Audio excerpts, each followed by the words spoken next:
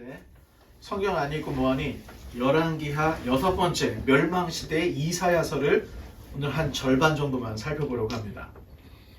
지난 시간에 이어서 열왕기하 15장부터 20장의 내용을 함께 우리가 보면서 그 안에 활동했던 이사야서를 우리가 살펴보려고 합니다.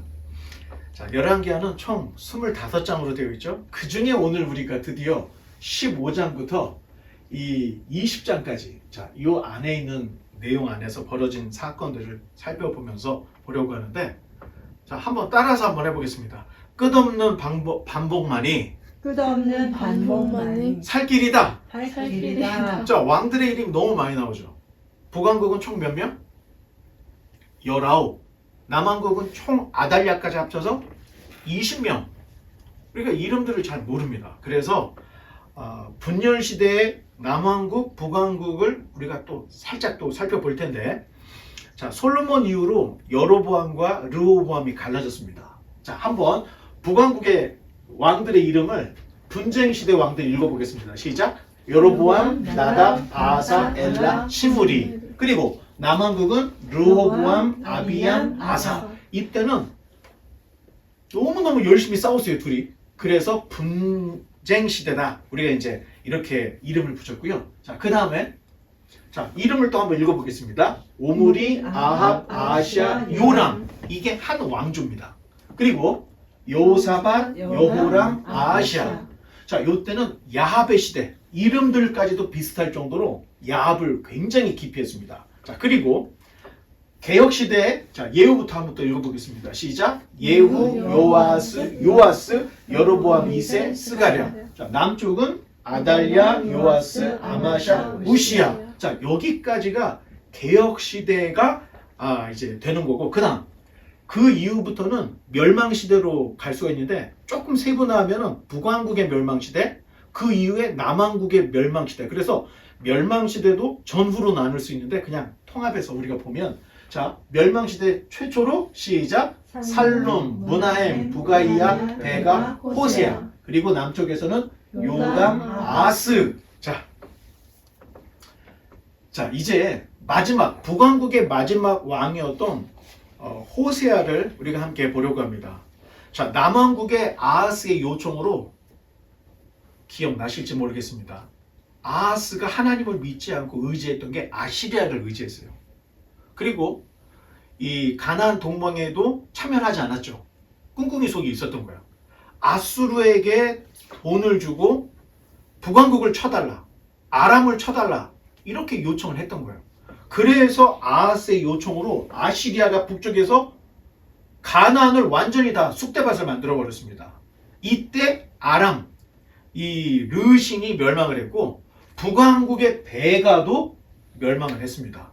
그리고 아시리아가 북왕국을 떠나면서 세웠던 왕이 바로 마지막 19번째 호세아 왕을 세워놓고 돌아갔습니다. 자, 그런데 호세아도 딴 마음을 먹었던 거예요. 얼마 가지 않아서 이 이집트와 손을 잡고 아시리아의 영향력으로부터 벗어나려고 하는 반역을 또 시도를 했던 거예요. 자, 선지자 미가, 이사야, 예레미야, 우리가 아는 거의 대부분의 참된 선지자들은 이집트에게 손을 벌리지 말라고 계속 경고했습니다. 그리고 회개하고 누가 쳐들어오면 그냥 항복하고 복종하라. 그게 살 길이다. 자, 굉장히 어렵습니다. 이 시대에 우리가 지금 일제 시대를 경험했는데, 마치 일제에게 항복하는 것이 살 길이다 하는 거 똑같은 모습이었던 거예요. 자, 그러니까 대대로 참 선지자들은 아수르나 바벨론에게 항복을 하라고 했고, 거짓 선지자들은 우리가 힘을 합치면 이길 수 있다, 이렇게 얘기를 했던 겁니다. 그러니까 웬만한 국제 정세에 받지 못한 사람들은 이게 이해를 못하는 일들이 그 시대에 벌어졌던 겁니다. 자, 그 다음 그림을 눌러보면 결국에는 아시리아가 애굽을 의지하던 이스라엘을 징벌하기 위해서 내려와서 사마리아 성을 포위를 합니다. 그리고 3년 만인 주전 722년에 북왕국 이스라엘이 멸망을 합니다. 자, 넘어가 보면 자, 북왕국은 선지자들의 경고대로 마지막 왕, 이 호세아를 끝으로 아시리아에게 완전히 멸망을 당합니다. 자, 그로 인해서 남유다는 아시리아와 직접적인 이제 경계를 맞게 된 거예요. 그 전까지는 북이스라엘이라고 하는 완충이 있었는데 북이스라엘이 완전히 아시리아에게 넘어감으로 인해서 남유다는 아시리아를 상대해야 될 굉장히 어려운 처지가 됐던 거예요. 근데 이걸 누가 부르는 거예요? 아하스가 아시리아에게 돈을 주면서 와서 북왕국 그리고 이 아람을 쳐달라고 했잖아. 그랬더니 와서 다 부시고 이렇게 됐던 겁니다. 자, 그래도 남왕국은 오래 버텼어요. 히스기야, 므낫세, 아몬으로 이어지는 다윗 왕조가 그나마 계속 살아 있습니다. 자, 그다음 아시리아의 혼혈 정책으로 자, 북이스라엘은 그냥 완전히 공정분해가 됐습니다. 자, 아시리아의 혼혈 정책이라는 것은 자, 이 사마리아와 북이스라엘에 있는 사람 절반 이상을 잡아다가 자기 아시리아 땅으로 이주를 시켜버리는 거예요. 그리고 아시리아에 살고 있던 사람들을 잡아다가 이 북이스라엘 사마리아에 다 풀어버린 거예요. 그러니까 사람들이 다 혼혈족이 되어서 민족성을 잊어버리는 거예요. 그러다 보니까 이스라엘의 10지파들은 자, 사실상 없어진 거나 다름이 없습니다. 완전히 다 없어지게 된 겁니다. 자, 한번 버튼을 눌러보면 열왕기하 17장 24절을 우리 한번 같이 읽어보겠습니다. 시작. 아수르 왕이 바벨론과 구다와 아하와 하맛과 스발와임에서 사람을 옮겨다가 이스라엘 자손을 대신하여 사마리아 여러 성읍에 두매 그들이 사마리아를 차지하고 그 여러 성읍에 거주하니라. 성경에도 이렇게 쓰여 있었어요. 자, 그러나 북왕국에 거주하던 아수르 사람들, 이 아수르에서 이주했던 이 이주민들에게 문제가 하나 발생하기 시작했습니다. 넘겨보면 한번 다 같이 읽어보겠습니다. 시작. 그들이 처음으로 거기 거주할 때 여호와를 경외하지 아니하므로 여호와께서 사자들을 그들 가운데 보내심에 몇 사람을 죽인지라. 자, 현재 이스라엘 땅에는 사자가 없습니다. 성경에는 그런데 사자에 대한 이야기가 라이언, 사자가 한 150번 정도가 나옵니다. 자, 물론 종종 사자가 상징적인 의미로도 쓰여지지만 성경에는 실제로 삼손이 뭘 죽였죠? 사자를 죽였죠. 그리고 다윗도 사자를 죽였고 또 브나야가 사자를 죽였다는 언급들이 성경에 기록되어 있어요.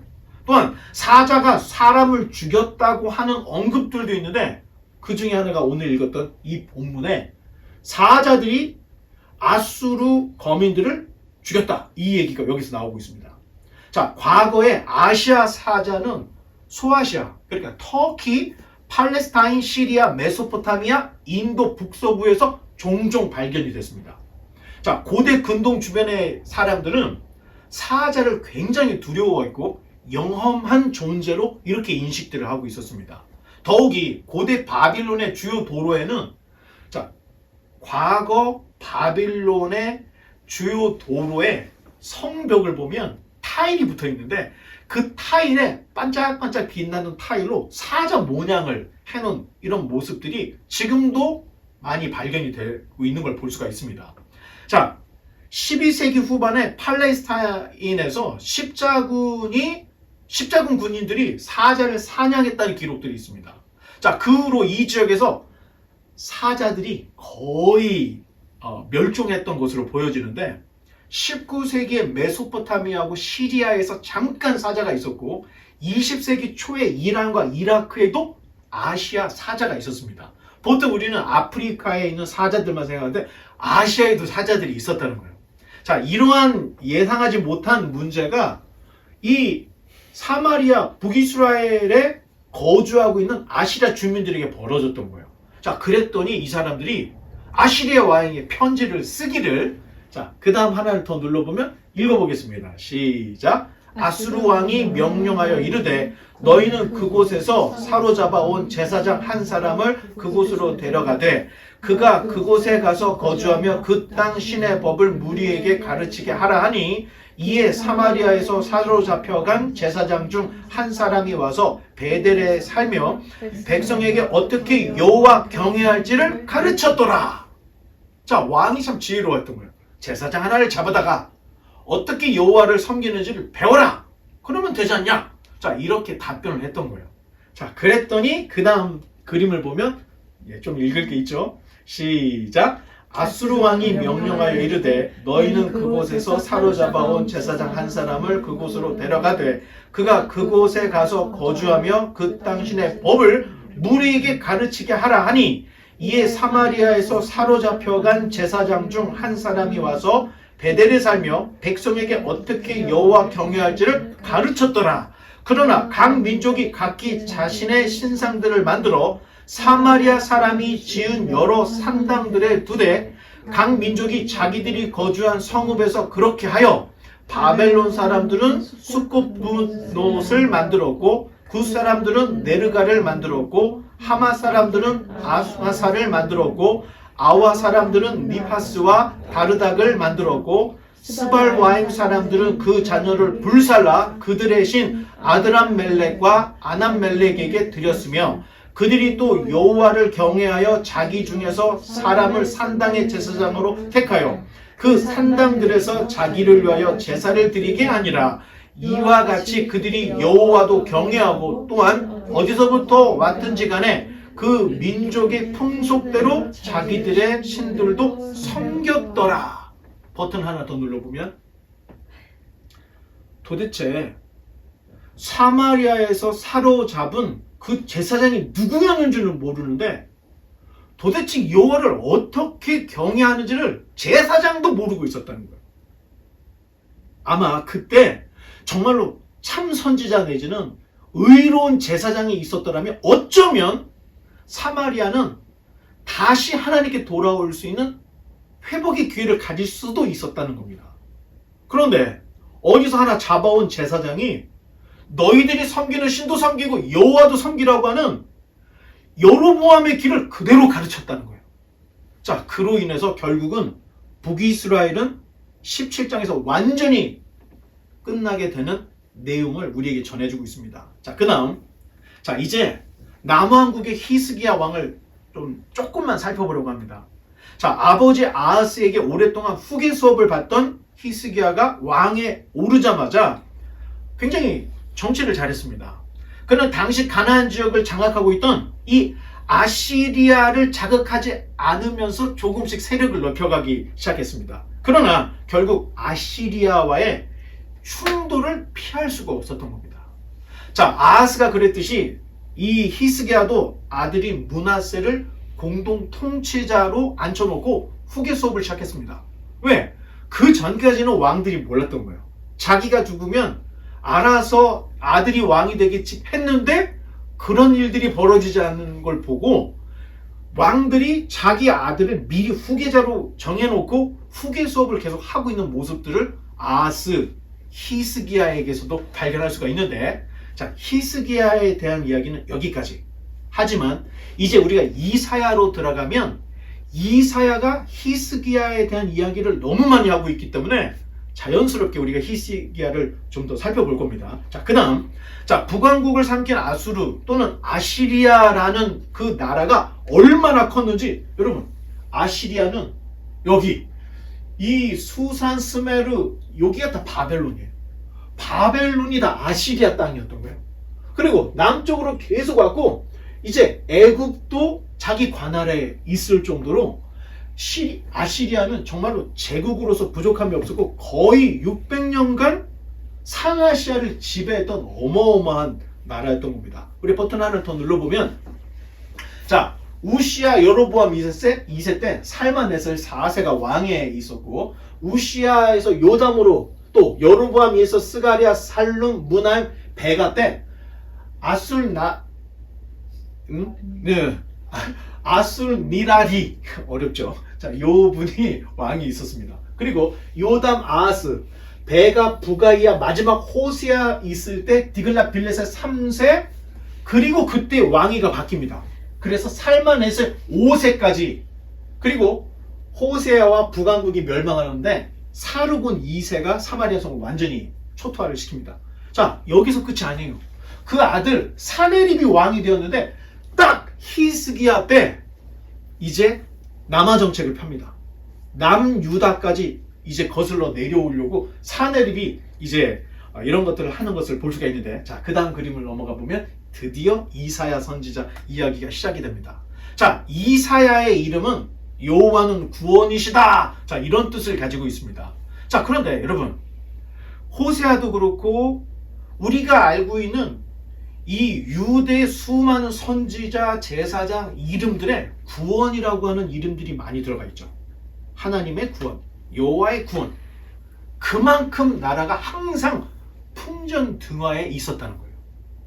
그러니 하나님의 도움이 없으면 우리는 살 수가 없다. 그러니까 자식의 이름을 낳아도 이사야, 여호와는 구원이시다, 뭐 이런 이름들이 숱하게 많은 걸 볼 수가 있다는 거야. 그러면 그 나라가 강성하고 아주 단단한 게 아니라 언제나 하나님의 도움을 필요하는 아주 어려운 그런 국가였다는 걸 이름들만으로도 알 수가 있다는 겁니다. 자, 이사야는 우시야 왕이 죽던 해에 부름을 받았다. 자, 이게 이사야 1장에 기록이 되어 있습니다. 자, 이사야의 부친은 아모스였는데 선지자 아모스가 아니에요. 동명이인입니다. 선지자와 이름은 같지만 다른 사람인데, 요 아모스가 누군가 하고 족보를 따져봤더니 요아스의 작은 아들로 추정이 되는 거예요. 요아스의 작은 아들로.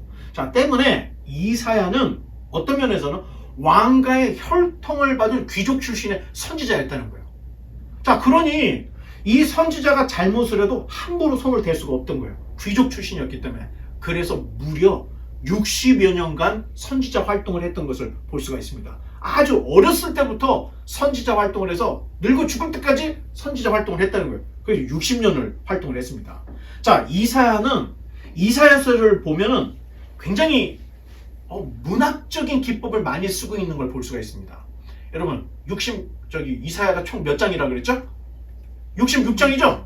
자, 66장이기 때문에 아마 이번 주에 다 못 읽었을 것 같은 생각이 들어요. 그래서 오늘은 반만 잘라가지고 할 텐데, 여러분들이 다 못 읽었으면 다음 주까지라도 이사야서를 꼭 읽어보시기 바랍니다. 그때 여러분들이 읽어보면 이사야는 다른 성경하고는 달리 풍부한 어휘가 굉장히 풍부하다는 거예요. 그리고 비유적인 표현들을 굉장히 많이 쓰고 있어요. 자, 보통 사람들이 쓰지 않는 낱말 표현들을 이사야는 많이 씁니다. 그만큼 박식하다는 거예요. 또 해, 달, 사막, 산, 나무 등과 같은 자연을 의인화하는 표현들을 쓰고 있어요. 시적으로. 또 조롱하고 묵시적인 비유, 풍자, 은유, 재담이 익설스러운 재치 말을 재담이라고 그러죠.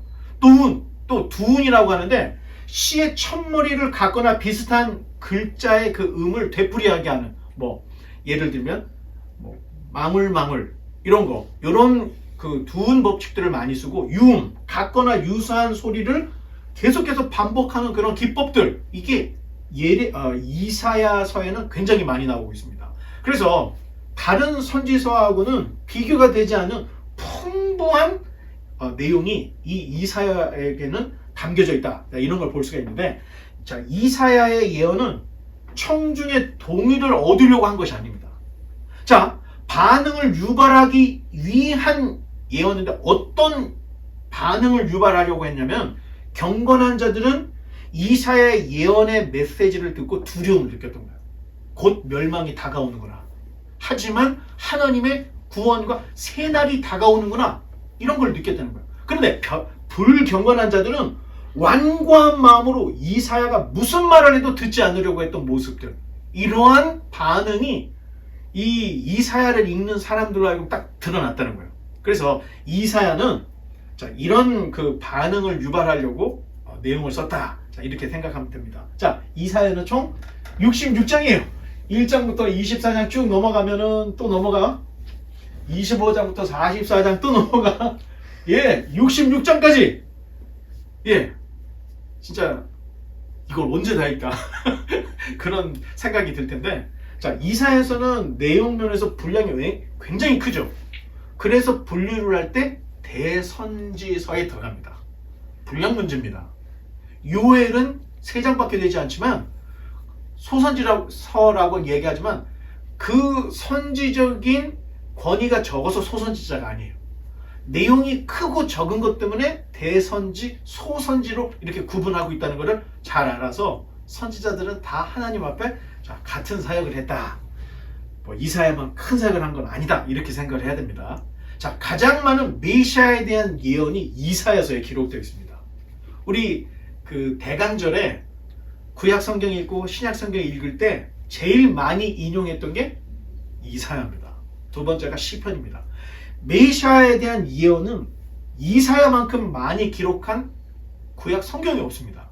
자, 이사야가 어려운 그 내용 중에 하나가 일단 두꺼워요. 일단 두껍고 구조 자체가 굉장히 어렵게 구성이 되어 있기 때문에 자, 이사야가 만만한 성경은 아닙니다. 자, 그 다음 주제를 한번 다 같이 읽어보겠습니다. 시작! 하나님의 공의와 은총. 하나님의 공의와 은총. 예, 이것이 이사야서의 주제인데, 자, 크게는 3개로 나눠줄 수가 있습니다. 1장부터 35장까지는 심판에 대한 예언, 유다의 멸망, 그리고 열방의 멸망에 대한 이야기를 하고 있어요. 그리고 36장부터 39장까지는 이사야가 기록한 유다, 특히 히스기야의 역사가 담겨져 있어요. 굉장히 독특하죠. 자, 그 다음에 더 독특해요. 40장부터 66장까지는 위로의 예언들이 있어요. 그런데 이 위로의 예언이 어떤 위로냐면은 바벨론 시대가 아니잖아요. 지금 어느 제국 시대였죠? 아시리아 제국 시대였던 거예요. 아시리아 다음 바벨론이 일어날 거예요. 그런데 바벨론이 일어나지도 않은 이 시대에 유다가 바벨론으로 포로로 끌려가고 이제 위로하라 내 백성을 위로하라고 하는 포로에서 귀환될 내용을 40장부터 66장까지 기록하고 있어요. 만약 연도로 따지면 이사야는 이때가 일어날지 안 할지를 전혀 모르는 시대였던 거예요. 한 200년 후에 벌어질 일을 이사야가 40장에서 66장에 기록을 하고 있는 거예요. 자, 그러다 보니까 반기독교, 비기독교에 있는 학자들은 자, 이사야서는 제1 이사야, 제2 이사야로 두 부분으로 구성이 되어 있다. 요거는 후대에 누군가가 써서 작자 미상의 누군가가 이사야 이름을 도용해서 써서 갖다 집어넣었다. 이렇게 이야기를 합니다. 그래서 보통은 이사야서를 2로 나누는데 최근의 연구는 한 사람, 이사야가 이 성경을 썼다고 하는 이야기를 하는데 다음 시간에 왜 그런 이야기들이 있는지를 이제 우리가 그때 가서 좀 다음 시간에 보고 오늘은 여기까지만 우리가 이제 보는 걸로 하겠습니다. 자, 그 다음. 자, 1장부터 12장까지는 남유다에 대한 심판과 소망을 예언합니다. 자, 심판과 소망은 마치 뭐라고 했죠? 동전의 양면과 같다.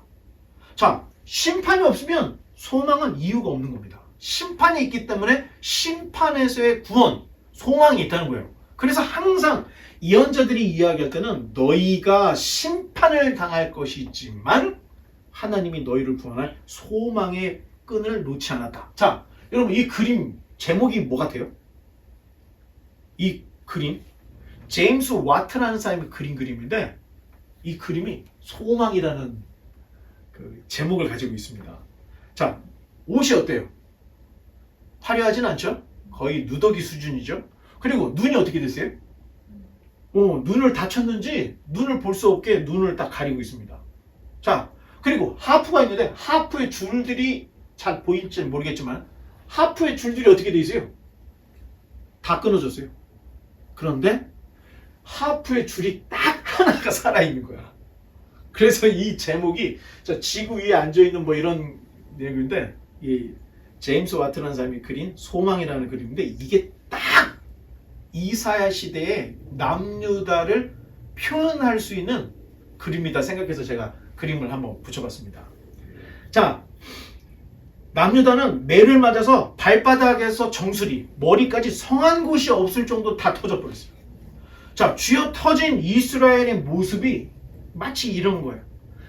딱 한 가닥의 줄이 붙어 있는데 이게 한 가닥의 소망이라는 거예요. 메시아의 소망, 하나님의 구원의 소망, 새 예루살렘의 한 줄기 소망이 이게 딱 요 지금 남아있는 하프줄 하나로 이렇게 표현되는데, 자, 이사야 1장 2절로 3절을 한번 다 같이 읽어보겠습니다. 시작. 하늘이여 들으라, 땅이여 귀를 기울이라. 여호와께서 말씀하시기를 내가 자식을 양육하였거늘 그들이 나를 거역하였도다. 소는 그 임자를 알고 나귀는 그 주인의 구유를 알건만은 이스라엘을 알지 못하고 나의 백성은 깨닫지 못하는도다 하셨도다. 자, 펫을 기르는 사람들, 자, 강아지 밥 주는 밥통만 딱 잡으면 강아지가 어떻게 해요? 알지. 나 밥 주는 주인이 지금 밥 주러 왔다는 걸 다 알아요. 이게 펫만 그런 게 아니에요. 소도 나귀도 자기가 밥 먹는 그 구유를 안다는 거예요. 그리고 주인, 자기에게 음식을 주는 사람이 누군지 안다는 거예요. 그런데 이스라엘은 하나님이 자기 백성, 자기들은 하나님의 백성임에도 불구하고 하나님을 알지 못하고 방자하게 행했다. 이거를 이사야 1장 2절부터 때리기 시작을 하고 있습니다. 자, 그 다음 6장에 가서는 갑자기 이 천사의 모습이 딱 드러나는데 그룹과 스랍 이 글이 나오는데, 자, 성경에서는 그룹은 우리말 음력으로 그룹이 된 거예요. 원래는 히브리어는 케룹입니다. 케룹이 그룹이 된 거예요. 자, 뜻은 지식 또는 중재자라는 뜻을 가지고 있고, 4개 날개, 얼굴과 팔도 4개로 돼 있어요.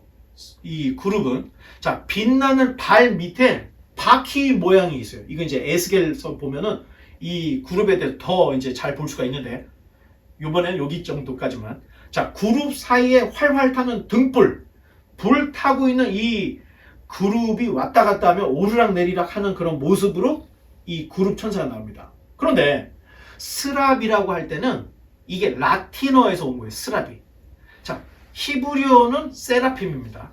자, 뜻은 불타는 자, 타오르는 자라는 뜻인데, 스랍은 날개가 6개, 그리고 하나님 보좌 주변에 있어요. 그리고 하나님을 호위하고 하나님을 찬양하는 역할을 요 스랍이 하고 있는데, 스랍들은 6개 날개 중에 2개는 뭘로 할 거예요? 날라야지. 자, 2개는 뭐를 할까요?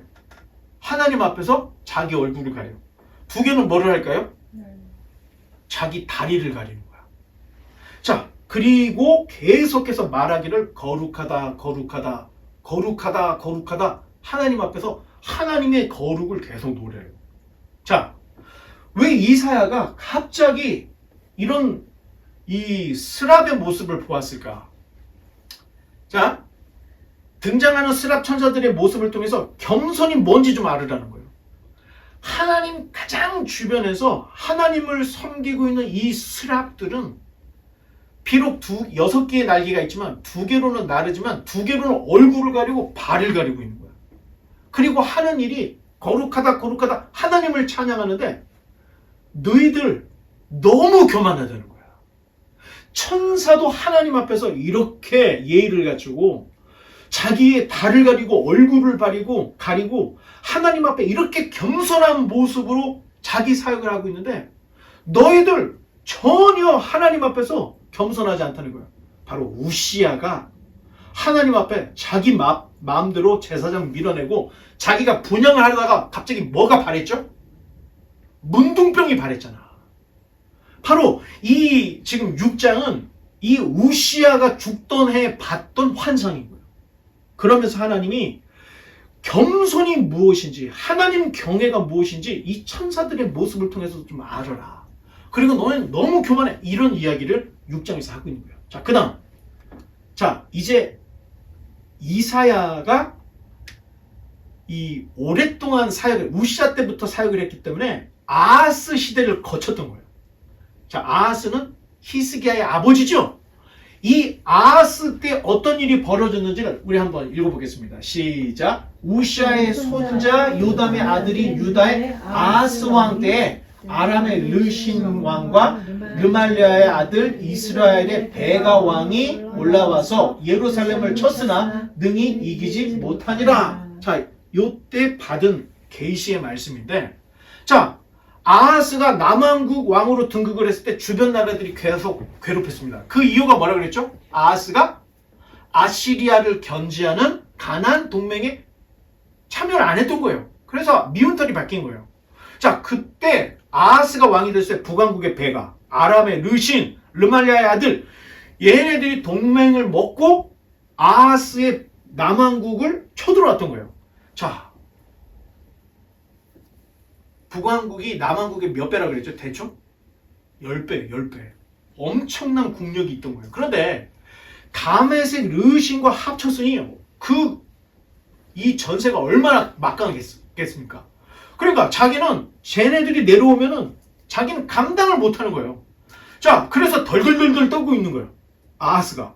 그때 하나님께서 이사야에게 너와 네 아들 스알야숲을 윗못 수도급 세탁자의 밭 큰 길에 가서 아하스에게 나의 말을 전하라. 하나님께서 이렇게 하셨을 거예요. 그래서 이 아들 스알야숲과 가라고 했는데 이 아들 스알야숲이라는 말의 뜻이 남은 자가 돌아오리라 라고 하는 뜻인데 이사의 큰아들의 이름이었던 거예요. 자, 선지자 자녀들의 이름이 다 예언하고 연관이 있습니다. 스알야숲, 남은 자가 돌아오리라 라고 하는 뜻이 담겨져 있는 거예요. 자, 이사야는 하나님께서 아하스의 두 원수 베가와 르신이 멸망할 것이라는 것을 예언했던 거예요. 아들을 데려가서. 자, 그리고 아하스에게 이 예언의 징조를 구하시오 했더니 아하스는 저는 구하지도 않겠습니다. 여호와를 시험하지도 않겠습니다. 그 말은 믿지 않겠다는 의미가 담겨져 있다는 거예요. 자, 그리고 아하스에게 아하스는 하나님보다 아시리아를 더 의지하려고 했던 마음이 있었던 거예요. 그러니 이사야가 그렇게 얘기를 해도 듣는 둥 마는 둥 했고 이사야가 너희를 건져줄 거라고 하는 이 예언의 징표를 구하라고 해도 징표를 구하지 않았던 거예요. 왜? 믿는 구석이 있던 거예요. 내가 돈을 주고 아시리아 왕에게 조공을 바쳐서 나를 도와달라고 하면 아시리아는 너를 도와줄 거야. 자, 그러자 하나님께서 친히 한 징조를 보여줍니다. 왜? 징조를 구하라고 했는데도 아하스가 구하지 않으니까 하나님 입장에서 내가 하나를 줄 텐데, 자, 한번 버튼을 눌러보면, 자, 시작. 보라, 처녀가 잉태하여 아들을 낳을 것이요 그의 이름을 임마누엘이라 하리라. 임마누엘이 여기서 딱 나오는 거예요. 자, 임마누엘이라 하리라. 자, 이 이야기는 한 여인이 아들을 낳아. 근데 이 아들이 선악을 분별하기 전, 그러니까 아이가 청소년이 되기 전에 베가와 르신이 멸망할 것이라는 예언을, 이 징조를 이 임마누엘이라고 하는 이 아이 이름으로 두 번째 하나님께서 이 예언의 징조를 주셨던 거예요. 자, 그런데 정말로 이 아이가 태어나서 선악을 분별하기 바로 전 베가와 르신이 아시리아에게 멸망을 당합니다. 그 다음, 자, 이 임마누엘을 마태복음 시작. 보라, 처녀가 잉태하여 아들을 낳을 것이요 그의 이름을 임마누엘이라 하리라 하셨으니 이를 번역한즉 하나님이 우리와 함께 계시다 함이라. 임마누엘이라는 뜻이 하나님이 우리와 함께 하시다라는 뜻인데 마태가 이 임마누엘이라는 단어를 메시아의 예언으로 차용을 한 거예요. 자, 그래서 마태복음에 이 이야기가 그대로 한 번 더 반복을 하고 있는 것을 우리가 볼 수가 있습니다. 자, 그 다음 한 번을 더 눌러보면, 자, 이사야 8장 3절에서 4절 시작. 내가 내 아내를 가까이 하매 그가 임신하여 아들을 낳은지라. 여호와께서 내게 이르시되 그의 이름을 마알살렘 하스바스라 하라. 이는 이 아이가 내 아빠 내 엄마라 부를 줄 알기 전에 다메섹의 재물과 사마리아의 노량물이 아수르 왕 앞에 옮겨질 것임이라 하시니라. 자, 세 번째 아이가 등장을 합니다. 이 아이는 이사야의 둘째 아들이죠. 그런데 그 뜻이 뭐냐? 노략이 속히 온다. 또는 전리품을 빠르게 갖고 간다. 이런 뜻이 담겨져 있는 거예요. 자, 북왕국이 아수르의 포로로 끌려감을 당할 것이라고 하는 예언이 이 안에 담겨 있는데 마알살렘 하스바스, 이 아이가 내 엄마, 내 아빠라고 부를 줄 알기 전에 이 사건이 일어날 것이다 라고 했는데 정말로 이때 아시리아가 아람을 부서뜨리고 결국에는 북왕국까지 다 멸망을 시켰던 내용이 기록이 되어 있는 거예요.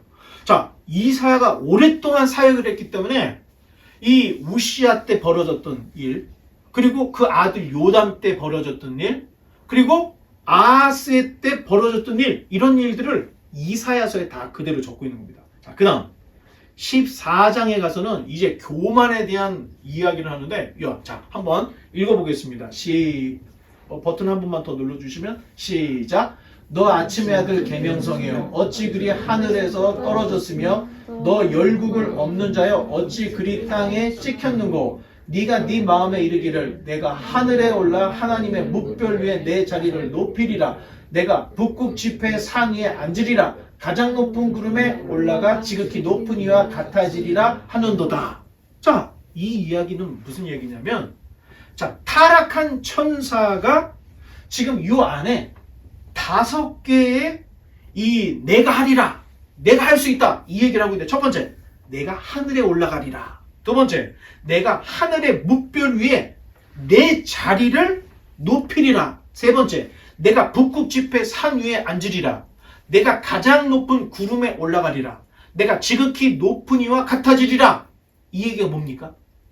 사탄이 타락하기 전 하나님을 섬기던 천사가 교만에 빠져가지고 자기가 자기를 높여서 내가 하나님과 같아지리라 했던 것을 기억을 하면서 바벨론 왕의 교만이 마치 사탄의 모습과 같구나 하는 것을 이 지금 14장에서 이야기를 하고 있는 거예요.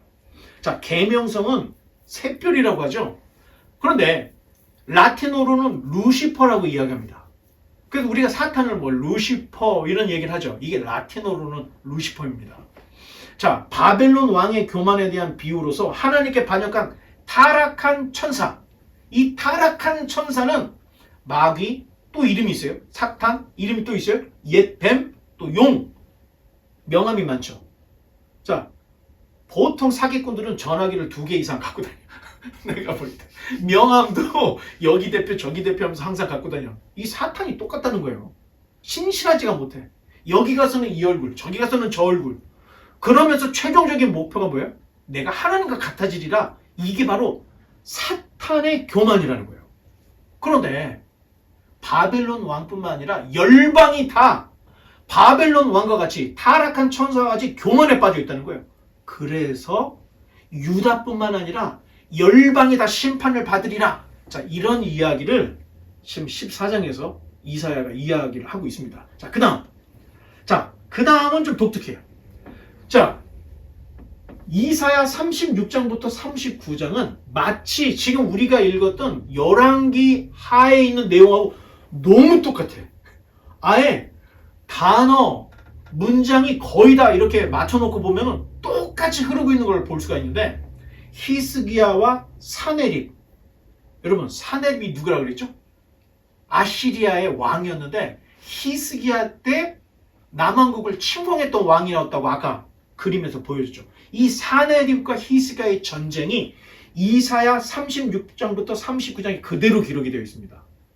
자, 그래서 열왕기 상하를 이사야가 썼을 것이라고 생각을 한다는 거예요. 이 내용을. 자, 25세의 왕에 오른 히스기야는 29년 동안 남유다를 다스렸습니다. 그런데 히스기야가 아주 치명적인 병을 한번 경험하죠. 그때 하나님이 15년을 더 인생을 연장을 시켜줬던 거예요. 자, 이때 북왕국은 마지막 19대 왕이었던 호세아가 집권한 지 3년째 되던 때에 이런 일이 벌어졌다는 거예요. 자, 히스기야는 아버지 아하스와는 달랐어요. 그래서 무엇보다 히스기야는 율법에 충실했습니다. 그리고 아시리아를 자극하지 않으면서 반아시리아 정책을 폈던 거예요. 자, 히스기야는 하나님을 의지하고 군사를 불렸고 정치적으로 외교적으로 나라를 굉장히 탄탄하게 만들었던 왕 중에 하나였습니다. 자, 그런데 아시리아와 충돌을 결국에는 피할 수가 없고 전쟁을 하게 되었는데, 자, 사네립이 남유다를 침공했던 이유는 히스기야가 갑자기 아시리아에게 바치던 조공을 딱 끊어버렸던 거예요. 국제조약에서 이 강한 나라와 약한 나라는 협약을 해요. 단 너희가 어려울 땐 내가 가서 도와줄게.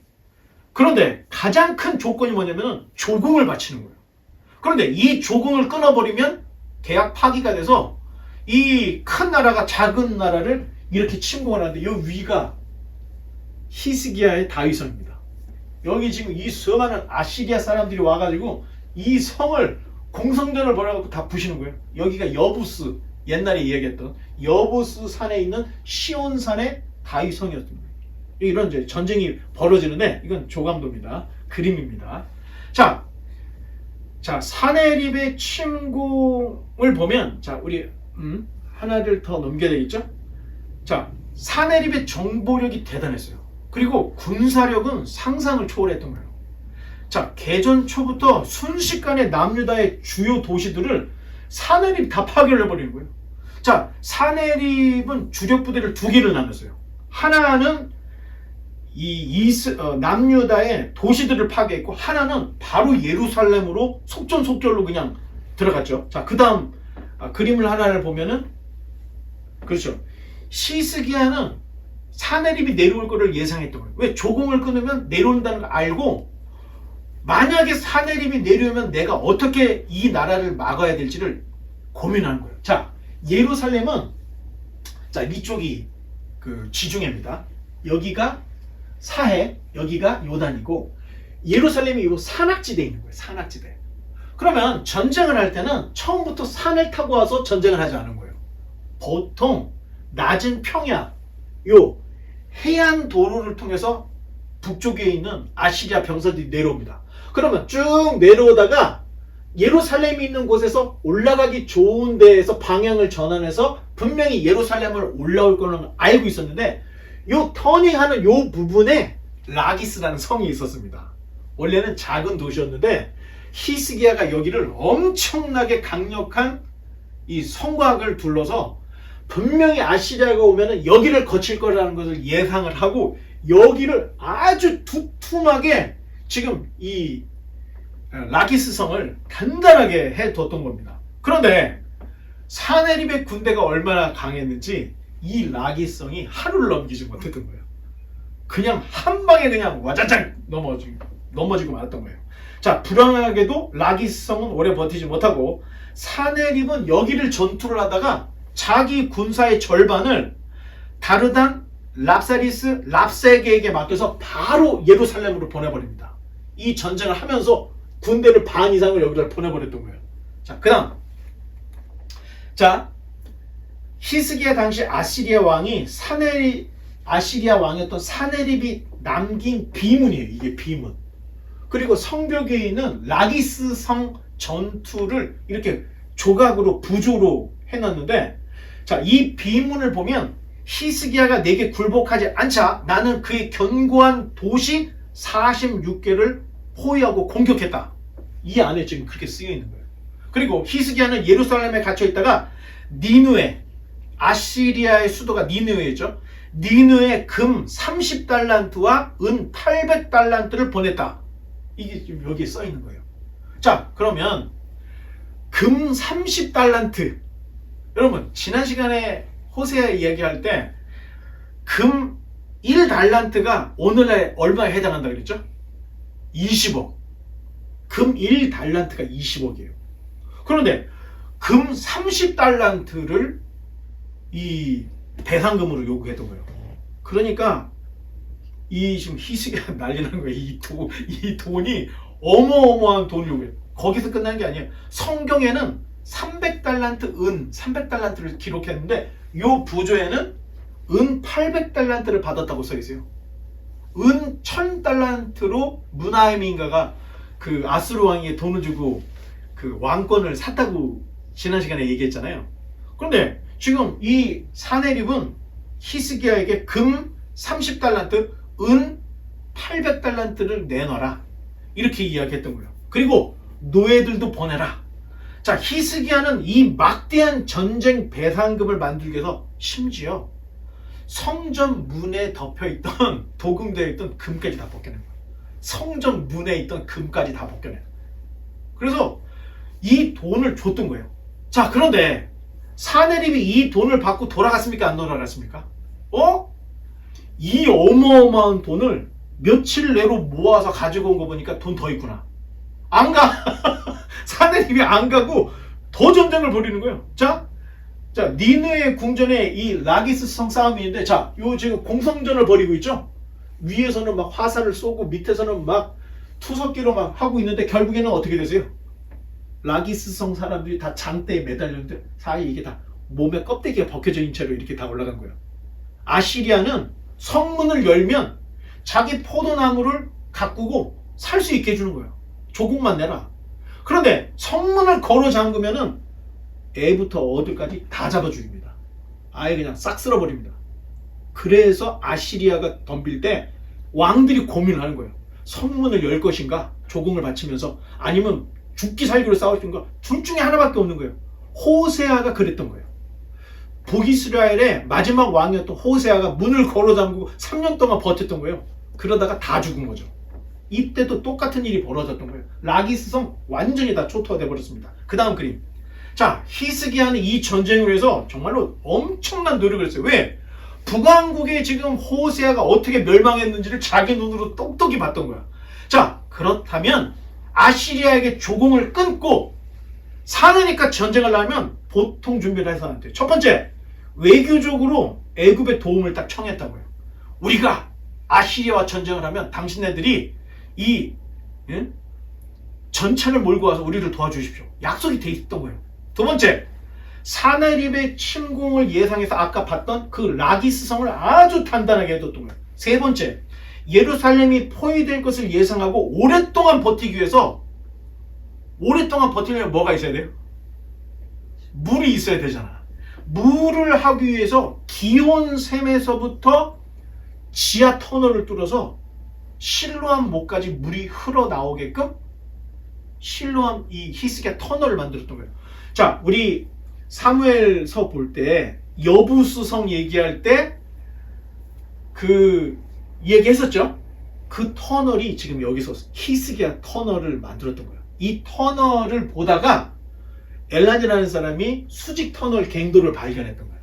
아, 다윗이 여기를 해서 이렇게 올라가서 이 지금 여부수성을 함락을 했구나. 그때 그걸 알았던 거고, 이 터널을 통해서 히스기야가 사네립과의 전쟁을 이렇게까지 물을 이 성 안으로 들여서 오랫동안 성문을 걸어 잠그고 공선정을 준비하려고 이런 것을 했던 것이 지금 이게 다 성경에 나와 있는 이야기들을 하고 있습니다. 자, 이 사업은 역사에 남을 만한 사업이었어요. 자, 처음에 여기서부터 굴을 파 들어갔고 여기서부터 굴을 파 들어가서 중간에 딱 만났던 거예요. 그런데 요거를 만나서 여기다가 실로암 비문이라는 걸 나왔는데 이 비문이 떠나라다 나중에 발견이 된 거야. 고고학자들이 찾았더니 그 안에 뭐라고 써있냐면 반대편에서 상대방을 부르는 목소리가 들렸다. 터널이 뚫렸을 때 동료를 얼싸안고 도끼를 서로 부딪히며 축하했다. 이게 솔로몬 비문에 실로암 비문에 있었던 내용이에요. 자, 그 내용 그대로를 찾아가지고 지금은 이제 여기다가 진짜는 유럽에 있는 박물관에 있고 사실 지금 실로암에 있는 거는 가짜입니다. 이렇게 되어 있어요. 자, 이런 엄청나게 큰 사업을 벌였던 거예요.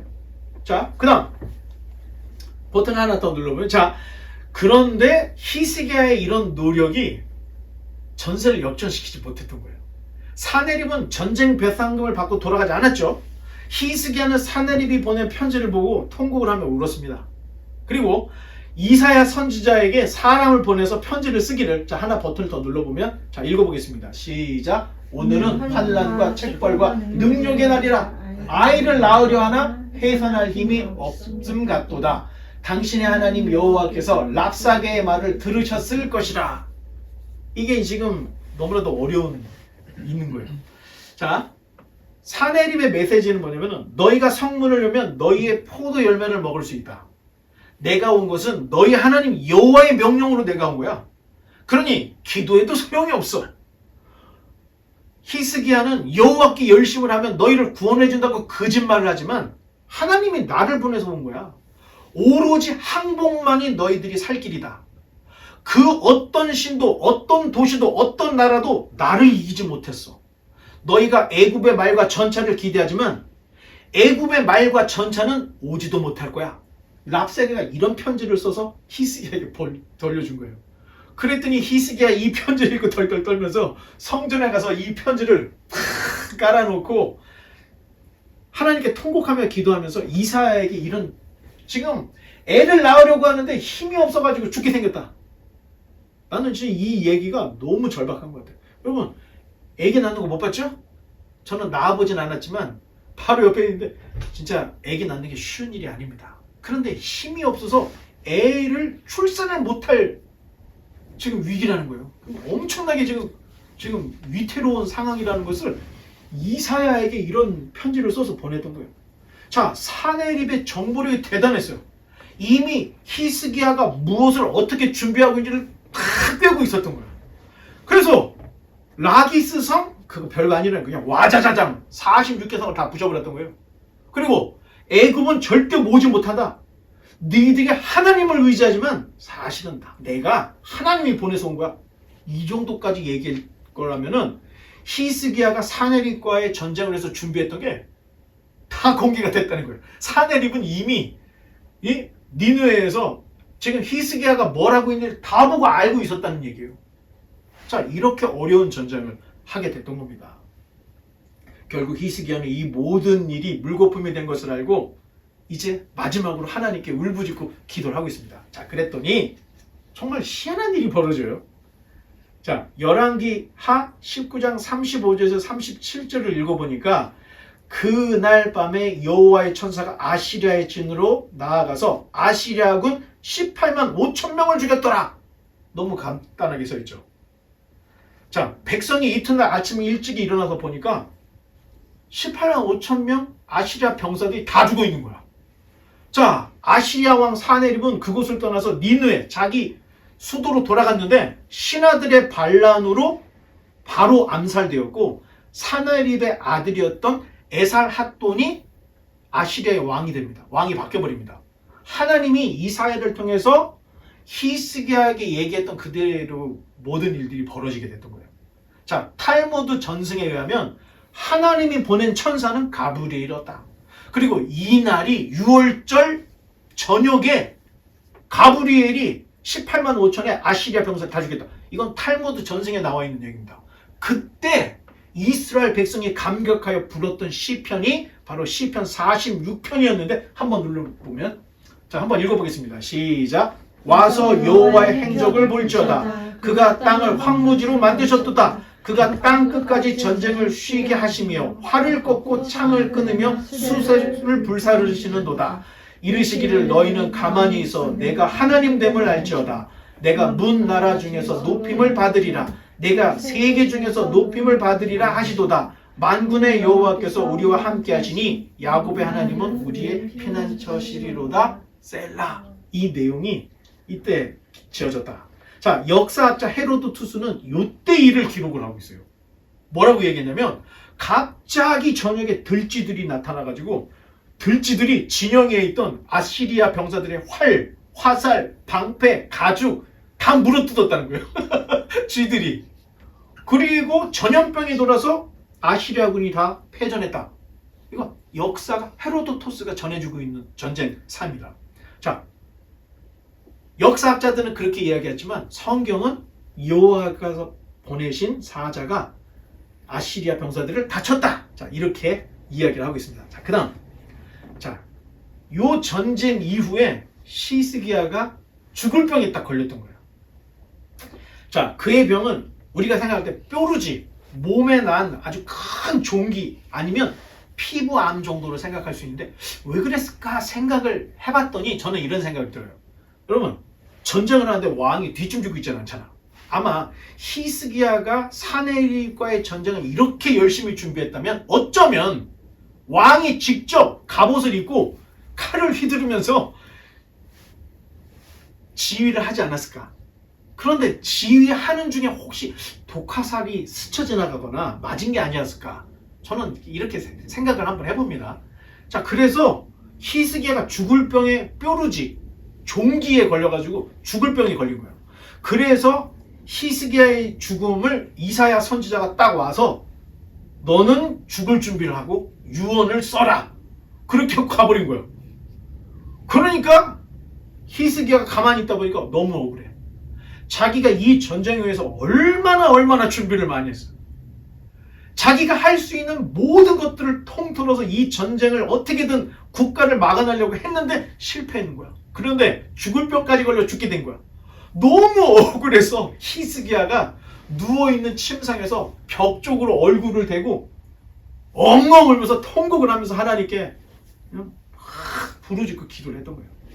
자, 그랬더니 하나님이 얼마 가지 않은 이사야에게 딱 말씀을 주시기를 다시 히스기야에게 돌아가. 지금 히스기야 울고 난리 났다. 그래서 이사야가 가서 하나님이 네 기도를 들었다. 너 인생 15년을 연장해 줄 거다. 그러면서 표적을 구하라. 그렇게 얘기를 했던 거예요. 자, 아하스에게도 표적을 구하라 그랬죠. 그때 아하스가 표적을 구했습니까? 안 구했습니까? 안 구했어. 표적을 안 구했어. 그랬더니 하나님이 임마누엘이라고 하는 표적을 하나님이 주셨던 거예요. 그걸 봤기 때문에 히스기야는 하나님의 표적을 구하라 그랬더니 일령표의 해 그림자를 10도 물러가게 해달라고 딱 얘기를 합니다. 자, 일령표가 뭐냐? 자, 일령표는 해 시기를 생각하면 돼요. 해가 이렇게 떴을 때 그림자가 이렇게 움직이는데, 자, 해가 떴을 때 요 지금 계단에 해 그림자가 비춰지는 거야. 이게 해 시계가 일령표였던 거예요. 이게 요렇게 있는데 요게 언제 만들어졌느냐? 사실 솔로몬이 만든 성전에 이런 게 없었던 거예요. 언제 만들어졌냐? 아하스가 아람의 르신과 북이스라엘 베가가 아하스 공격을 받아서 다 무너졌을 때 아시리아 왕이 야, 네가 우리한테 저기 조공 바치면서 아람 왕국 다 멸망시켜달라 그랬지? 우리가 다메섹을 멸망시켰으니까 와서 봐 하고 아하스를 불러들여요. 그때 아하스가 다메섹을 봤을 때 눈이 휘둥그레지는 거야. 와, 솔로몬의 성전이 다가 아니구나. 다메섹에 있는 성전의 이 일령표를 보고 제사장들에게 야, 똑같이 만들어. 그래서 아하스가 돌아와서 성전을 리모델을 했다 그랬죠. 그 리모델을 한 게 바로 이 일령표를 만들어 놓은 거예요. 성전에. 그래서 시간을 볼 수 있는 이런 것들을 해놨는데, 자, 아이러니한 건 뭐냐면 하나님이 유다를 건져줄 방법도 아시리아라고 하는 불방망이였던 거예요. 그런데 아하스 마음속으로도 내가 아시리아를 의지하면 되겠구나라고 생각을 하고 있었던 거라는 거예요. 이게 굉장히 아이러니하다는 거예요. 자, 문제는 아하스가 자신의 정적을 제거하기 위해서 외적을 불러들인 거예요. 자기가 돈을 주고 외적을 불러들임으로 이 외적이 결국에는 남유다까지 찌르는 가시가 돼버린 거예요. 자, 하나님은 이 찌르는 가시까지를 원치 않았겠죠. 그런데 아하스가 자기가 팔 걷어붙이고 조공 바치고 구해달라고 했더니 이 아시리가 와서 결국에는 남유다까지 넘보는 이런 일들이 됐다는 거예요. 자, 이때 이 아하스가 이 일령표를 만들었는데 그때 15년을 연장받았을 때 하나님이 너에게 이해했더니 자, 한번 버튼을 눌러보면 자, 한번 읽어보겠습니다. 시작. 히스기야가 대답하되 그림자가 10도를 나아가기는 쉬우니 그리할 것이 아니라 10도가 물러갈 것이니이다. 10도가 자, 동쪽이 이쪽인가?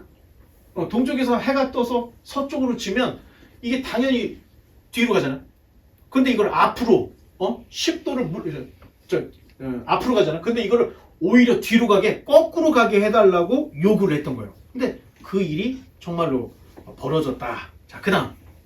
자, 히스기야가 죽을 병에서 15년을 연장받고 해그림자가 10도 물러갔다는 이 소문이 얼마나 컸는지 바벨론까지 이 소문이 퍼져갔습니다. 그래가지고 역대하 32장 31절을 보면 자, 시작. 그러나 바벨론 반백들이 히스기야에게 사신을 보내어 그 땅에서 나타난 이 이적을 물을 때에 하나님이 히스기야를 떠나시고 그의 심중에 있는 것을 다 알고자 하사 시험하셨더라. 자, 히스기야가 아시리아를 막아내고 결국에는 15년까지 연장받았다는 소문을 듣고 바벨론의 사절단이 축하하러 예루살렘까지 왔던 거예요. 그런데 바벨론의 사절단이 찾아온 것까지는 괜찮아. 그런데 히스기야가 심기일전에서 아시리아에게서 나라를 지켜낸 거, 죽을 병에서 15년 연장받은 거, 해그림자가 10도 물러난 거. 자, 문제는 바벨론 사절단이 찾아온 것은 히스기야의 마음이 과연 하나님을 향하고 있는지 아닌지를 하나님이 시험하라고 보냈다는 거예요. 그래서 사네립의 군대 18만 5천을 쓰러뜨리고 사네립이 물러간 것은 히스기야의 노력인 것처럼 만들어버렸다는 거예요. 히스기야가. 자, 지금 봤던 열왕기하 그리고 이사야 36장부터 39장까지 내용을 보면 히스기야가 사네립을 만들려고 했던 모든 것들이 어떻게 됐죠? 다 실패했던 거죠. 하나도 성공한 게 없던 거야. 그리고 무릎 꿇고 살려달라고 했더니 하나님이 구해줬는데 지금 히스기야가 바벨론의 사절단에게 18만 5천 명 쓰러뜨리고 또 이 모든 것들이 마치 자기가 한 것처럼 보여지고 있다는 거예요. 자, 그래서 히스기야 바벨론 사절들에게 하나님의 영광을 드러내는 것이 아니라 자기 영광을 드러내고 있는 거예요. 자신의 모든 보물을 보여줌으로 자신의 힘을 과시했던 거예요. 우리 창고에 우리 금 30달란트, 은 800달란트, 뭐 300달란트 줬어도 지금 왕궁 곳간에 우리 금이 이렇게 많습니다. 이걸 보여주고 있는 거예요. 자, 하나님은 사람의 중심을 보시는 분이라는 거예요. 히스기야의 중심이 하나님에게서 떠났고 자기를 높이려 하는 그 모습을 이 바벨론의 사절단을 통해서 하나님이 딱 보셨던 겁니다. 자, 그로 인해서 이사야가 히스기야에게 이런 예언합니다. 날이 이르리니 바벨론 왕이 조상들이 오늘까지 쌓아두었던 모든 것을 가져가되 하나도 남김없이 가져갈 것이며 왕의 아들 중에 바벨론으로 사로잡혀가 왕궁의 환관, 즉 내시를 얘기합니다. 내시가 될 것이라고 하는 예언을 히스기야에게 이사야가 딱 예언합니다. 여러분, 다니엘이 황궁 내시가 됐죠? 바벨론에 끌려가서 지금 이 이사야가 이야기했던 이 모든 일들이 지금 그때로부터 200년 후에 벌어질 일들을 다 얘기하고 있는 거예요. 결국에는 바벨론에게 너희가 멸망을 당하고 이런 일이 벌어질 텐데 그때를 기억하시오. 아마 당신의 후손들은 당신이 했던 이 모든 것들을 다 기억할 것이오 하면서 증거 자료를 딱 성경에 기록을 해놨던 거예요. 자, 히스기야는 자기 때 이런 일이 벌어지지 않게 된 것을 오히려 감사하고 안도하고 이 사건이 끝납니다. 지금 나라가 앞으로 100년 후에 200년 후에는 완전히 다 부서질 거고 바벨론에 사로잡혀 갈 겁니다 했더니 내 때는 아니지요. 그러면 됐습니다 하고 히스기야가 지금까지 신실했던 모습이 아닌 진짜 자기 민낯을 딱 드러내고 끝나는 거예요. 우리가 볼 때는 히스기야가 경건한 사람, 다윗의 길로 행하려고 했던 사람이라고 생각을 했지만 자기가 다 해놓고 안 된 거 하나님이 구원했더니 마치 자기가 된 것처럼 바벨론 사람들에게 교만한 모습을 보였고 그리고 결국에는 이 모든 일들이 교만 때문에 결국에는 다윗의 왕가가 다 무너질 것이고 환관, 내시가 될 것이고 모든 금은 기명들이 다 빼앗길 것이고 나라가 멸망할 것이라는 것을 이사야가 이 이야기를 통해서 하고 있다는 겁니다. 어떻게 보면 사네립과 이 히스기야의 전쟁 이야기를 왜 했는가? 왜 했는가? 그 이유는 앞으로 바벨론에게 너희가 포로로 끌려가는 그 일이 바로 히스기야의 이 모습을 통해서 너희들의 교만 때문에 너희들이 결국 나라가 망하게 될 것이라는 것을 이사야가 보여주고 싶어서 이 부분 이야기를 하고 싶어서 사네립과 히스기야의 전쟁 이야기를 36장부터 39장까지 그대로 열왕기 것을 그냥 갖다 놓은 것이 아닌가. 자, 이렇게 볼 수가 있다는 겁니다. 자, 이제 말씀의 결론 맺겠습니다. 나머지는 다음 시간에. 자, 이사야는 우시야, 요담, 아하스, 히스기야 때 활동을 했던 선지자였죠. 그런데 이사야가 섬긴 왕들은 다 교만했던 거야. 우시야가 왜 문둥병이 발했죠? 자기가 제사장 밀어내고 분양하려다가 교만 떨다가 그렇게 된 거예요. 요담, 아하스, 히스기야. 지금 왕들의 모습이 너희 왕조들이 다 교만해. 이걸 지금 지적을 하고 있다는 거예요. 북왕국이 멸망당하는 것을 두 눈으로 똑똑히 보고도 남유다의 왕들은 겸손할 줄 몰랐던 거예요. 잠언서 16장 18절에 교만은 패망의 선봉이요 거만한 마음은 넘어짐의 앞잡이니라 이렇게 이야기하고 있습니다. 성경이 하나님의 말씀이고 나를 비추는 거울이다 라고 한다면 여러분 성경을 통해서 겸손을 배워야 된다는 거예요. 하나님을 섬기는 스랍들도 자기 얼굴을 가리고 자기 다리를 가리면서 하나님 앞에 거룩하다고 하잖아. 우리가 하나님을 섬기는 걸 이렇게 두루누워서 할 수가 없다는 거예요.